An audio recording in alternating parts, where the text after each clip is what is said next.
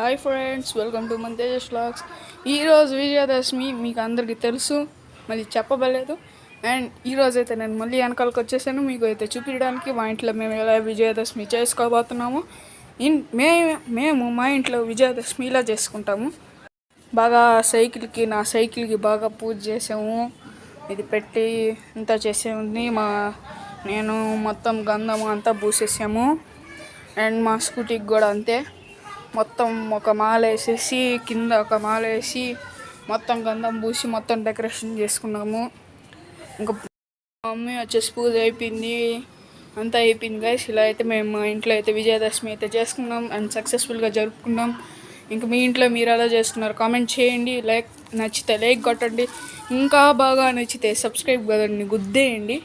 Okay boys, ఇంకొక మంచి వీడియోతో ఇంకొకసారి కలుద్దాం. Tata bye, see you.